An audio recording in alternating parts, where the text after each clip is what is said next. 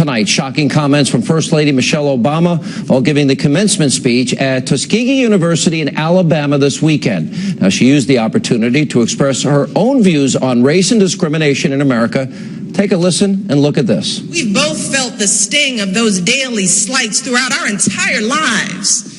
The folks who crossed the street in fear of their safety, the clerks who kept a close eye on us in all those department stores, the people at formal events who assumed we were the help, and those who have questioned our intelligence, our honesty, even our love of this country.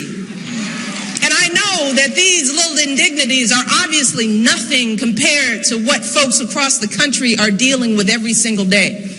Those nagging worries that you're going to get stopped or pulled over for absolutely no reason. The fear that your job application will be overlooked because of the way your name sounds. All right, here with reaction, author of Black Words, How Black Leadership's Returning America to the Days of Separate but Equal. Former Special Assistant to President George W. Bush, Ron Christie's with us. From the New York Civil Rights Coalition, Mike Myers, and Fox News contributors, Shamu Green and Deneen Borelli.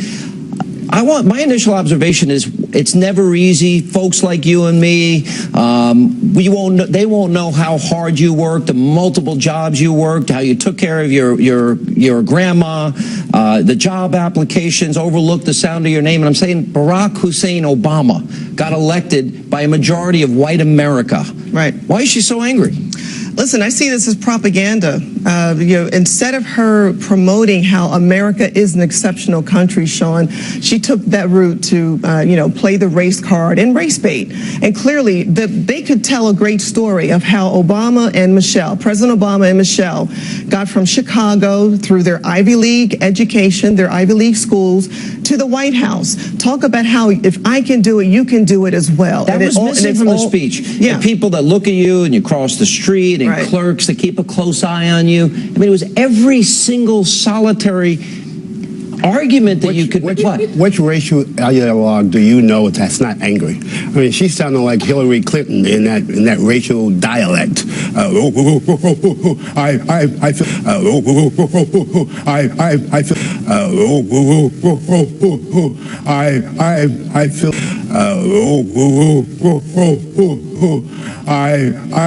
I feel the pain. She sounds very much like her husband, who was me, and always focused on race. These are race people. These are race ideologues. Her husband's now doing this with all these incidents involving the police. He's been rushing to judgment, and he's been wrong most of the time. Is it because their legacy is in jeopardy because he's accumulating more debt than every president before him combined? 93 million Americans out of the workforce, millions more in poverty and on food stamps. Victim is so tired, and it is so tiresome and tired. Here, I heard that. I think some folks need to clean their ears out, because what she actually did, she was frank, she was candid, and she gave a conservative speech. She actually took a slight hit at feminists by saying her most important job is mom in chief, regardless of what some would say an Ivy League educated lawyer should be doing. And Obama is the father in chief, right? She said, if you feel brought down, if you feel that people are against you, if you think you're going to be treated negatively, guess what? Get over it. You cannot use that as an excuse. No, that's not what I heard. That's not the speech I heard. That's not the clips that you just played, Sean. No, but I have more clips. I have the entire, but I've seen the entire speech. She said, keep on going. She said, be America. Come on, y'all. Let's bring you into this. What's your take on it, Ron? Well, you know, Sean, as one who's a direct descendant of slaves, and we still have the slave plantation in our family to this day, I look at this and say, this is a great country. This is the First Lady of the United States.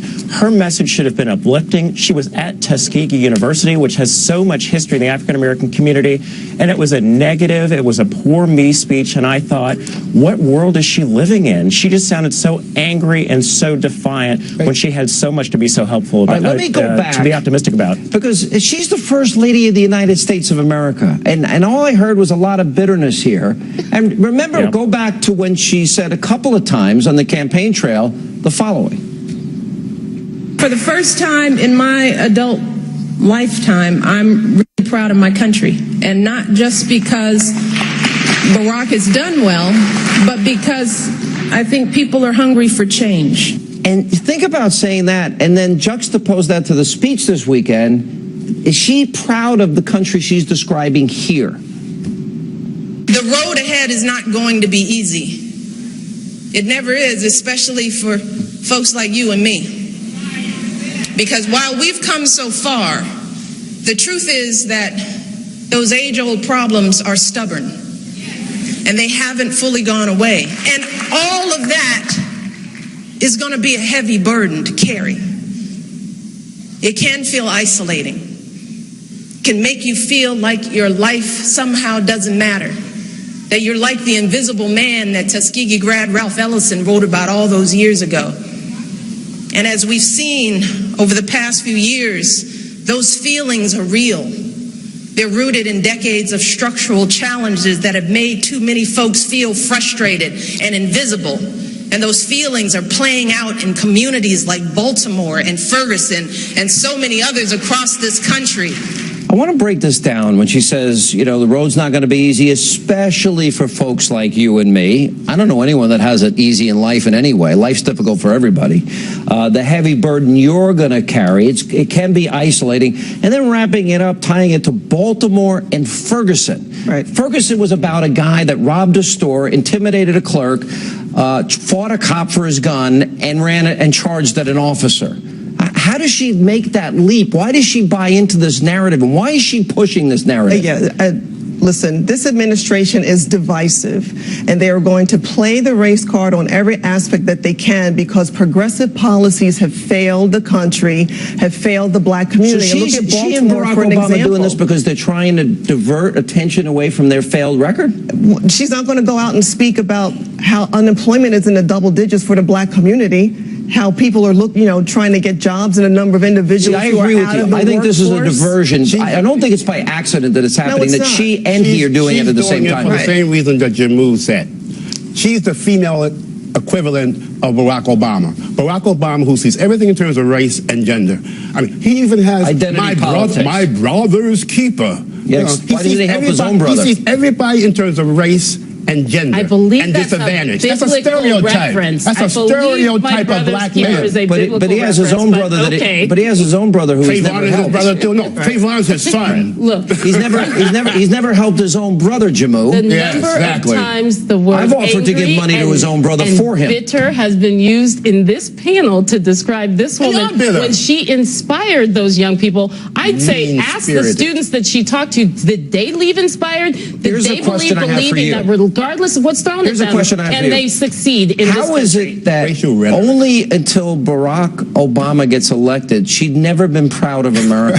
How is that possible? I don't understand that myself. I think she also had a poor choice of words. And you don't think this is us versus them? Was uplifting. That there's a premise here predicated on a belief that America is so racist. Look, there are racists in America. It exists. But it is the vast overwhelming majority of people are not racist. Absolutely. Why didn't she talk about if you struggle wrong? Barack Obama said that in effect when he was on the campaign. She says it all the time. He said there is no black America. There is no white America. There's only the United States of America. All of a sudden now he's president. Oh, there's black America. Oh, there has to be a my brother's keeper for only black boys and Hispanic boys, not for other people. So you think they're playing the race card? He's a phony. What do you think? This coming from someone who used monkey sounds to describe the first lady of this country.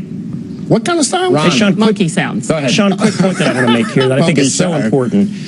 When you look at the White House, the vetting process for a speech by the First Lady of the United States goes through a lot of different people and a lot of policy shops in the White House. So the fact that Michelle Obama had this speech pre-cleared by the White House, I think indicates to me the level in the West Wing that they knew she was going to say it, they wanted her to say it, and this is the America they wanted those students in Tuskegee to hear, and I think it's a disgrace. All right, guys, thank you so much for being with us. Appreciate it. Thanks. And you guys are headed to a big party tonight, right? We are. Oh, terrific. Yeah, he's not my date. I wasn't invited. I wasn't invited either, Sean. Black tie and my and coming up. Now let's go to the sunny South and listen to the songs of the darkies as the cotton crop is gathered.